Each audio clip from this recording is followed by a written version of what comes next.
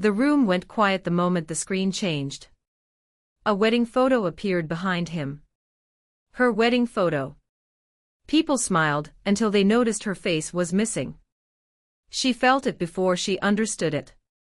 That slow, hollow drop in her chest. The kind that tells you something is wrong, but you're not ready to name it yet. Her husband stood at the podium, confident, relaxed. A man admired by everyone in the room. Colleagues. Friends. Family. Even people who had once praised her for standing by him. He didn't look at her. Instead, he adjusted the mic and said calmly, "Tonight is about honesty." A few people nodded. Then he clicked again. Another slide appeared. A timeline. Dates. Locations. Numbers. Not her dates. Not her life. And still, her name was there. Written small. Like a footnote. That's when she realized. This wasn't a mistake. This was intentional. Someone whispered her name behind her.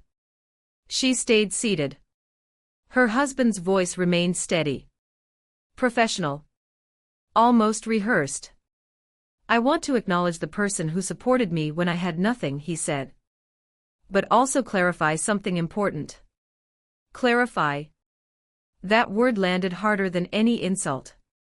She was never part of the real story. The room shifted. Chairs creaked. Someone laughed nervously. She felt dozens of eyes turn toward her, searching her face, waiting for a reaction. Waiting for her to cry. To stand. To interrupt. She didn't. Because she still didn't understand why. He continued, now speaking faster, smoother. "For years, people assumed certain things. About loyalty. About sacrifice. About marriage. Marriage." He said it like an outdated concept. "I'm here to correct the narrative." Another click. A photo appeared of him, smiling, standing beside a woman she had never seen before. Younger. Confident. Hand resting casually on his arm. Gasps rippled through the room. Her heart started pounding so loudly she wondered if the microphone could hear it. He finally looked at her. Just once. Not with guilt. Not with anger. With something worse. Relief. "As of tonight," he said, "I'm done pretending." Pretending. That was the word he chose, for their marriage. No explanation. No apology. No warning. Just a public erasure. She sat frozen as applause broke out, hesitant at first, then louder.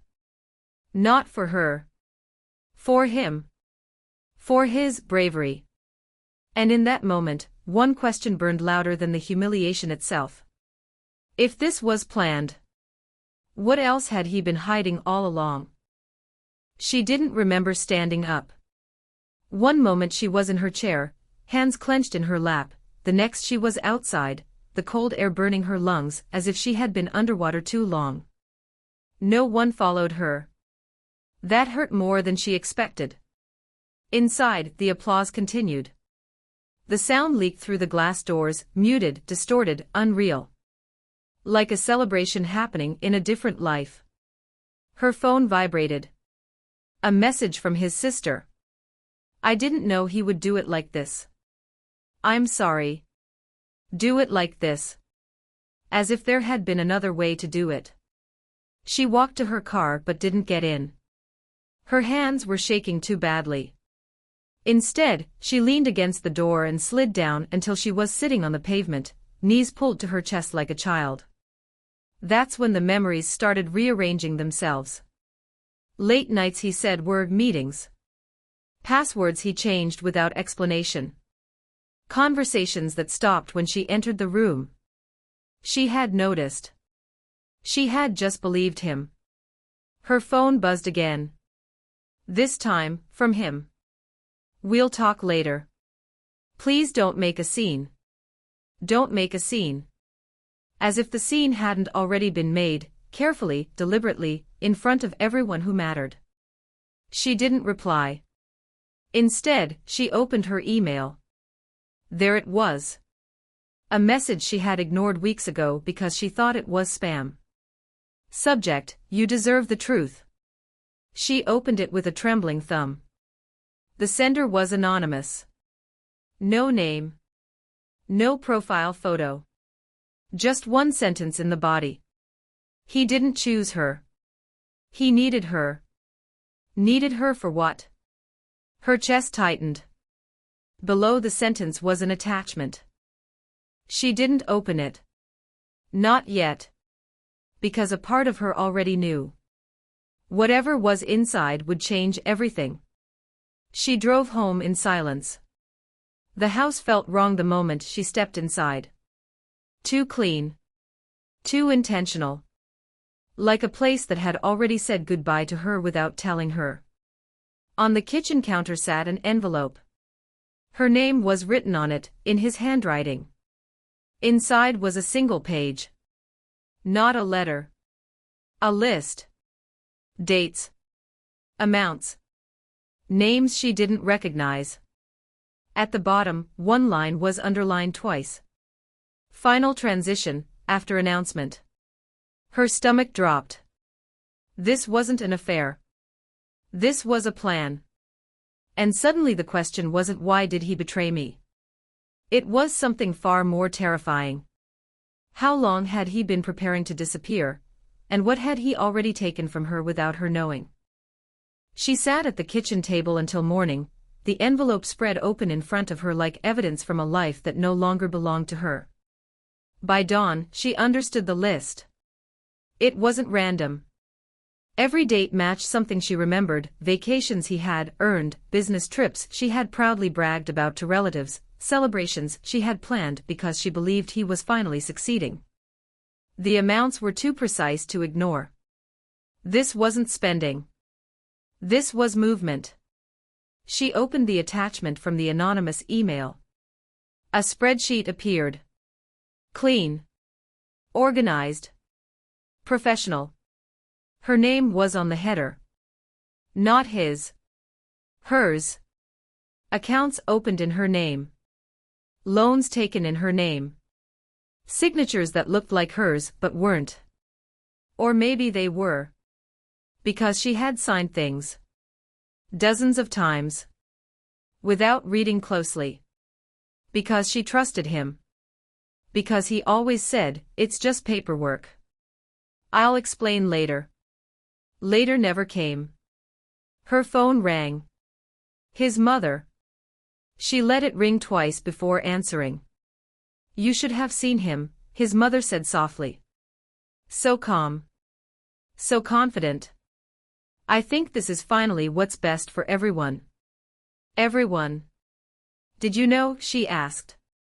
A pause. Not denial. Just silence. "He's worked very hard," his mother replied carefully. "And sometimes sacrifices have to be made." Sacrifices. She hung up without another word. By noon, she had locked herself in the spare bedroom with every document she could find. Tax files. Bank letters. Old emails. Things she had never paid attention to because she believed marriage meant shared truth. What she found made her hands go numb. Her credit, destroyed. Her savings, emptied. Her signature, everywhere. And his name? Almost nowhere. He had built everything through her. At 3:17 p.m., she received a message from an unknown number. "He told her you were unstable." Her vision blurred. Another message followed. "That you agreed to step away quietly." Then a photo. It showed her husband and the other woman sitting in a lawyer's office. Hands intertwined. Smiling. On the desk between them was a folder. She zoomed in. Her name was printed on the tab.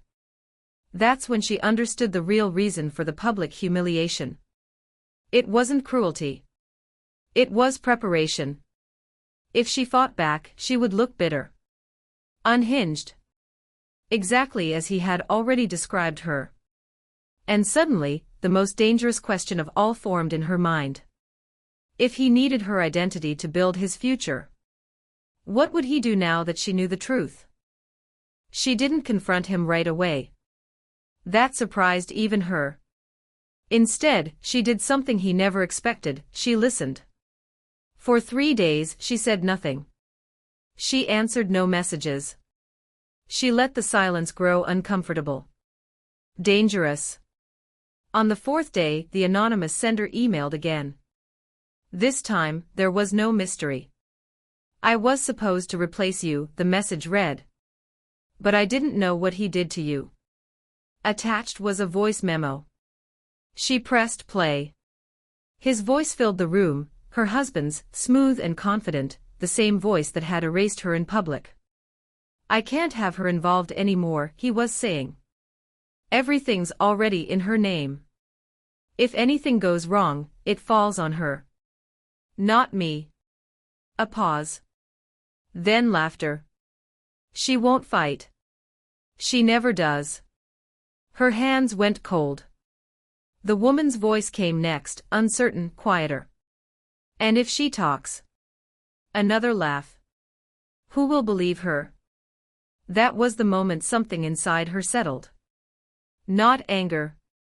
Clarity. She took the recording, the spreadsheets, the emails, and walked into a lawyer's office, not with panic but with precision. The lawyer didn't interrupt once. When she finished, he leaned back and said a single sentence. He didn't protect himself. He exposed himself. Because one thing her husband hadn't known, couldn't have known, was that months earlier, when he had been too busy building his future, she had quietly accepted a temporary role managing accounts for a nonprofit. Accounts that required strict compliance. Accounts she had questioned. Accounts that had raised flags. Her name had saved him, until it didn't. The investigation moved faster than she expected. Quietly. No public drama. No speeches. No revenge posts. Just facts. 2 weeks later, his confident smile disappeared from every room. His promotion was postponed. Then withdrawn. Then investigated. The other woman never became his replacement. She became a witness. And the day he finally showed up at the house, desperate, pale, shaking, she didn't let him speak. She handed him a single envelope. Inside was a copy of the voice memo transcript. Highlighted. Underlined. Documented. You were right, she said calmly. I didn't fight before. He opened his mouth. She closed the door. Months later, when people asked what really happened, she didn't explain. She didn't correct the rumors. She let him live inside the story he had written, only now, without her name protecting him. Because the truth was simple, and it didn't need applause. He humiliated her to erase her. But he forgot the one thing he built everything on. Her silence. And once that was gone, so was everything else. Some betrayals don't end with shouting. They end with silence being taken back. He thought humiliating her would erase her. He thought the truth would stay quiet if he said it confidently enough. But the most dangerous thing he ever underestimated was the woman who finally stopped protecting him. Because when silence breaks, it doesn't need revenge. It only needs the truth.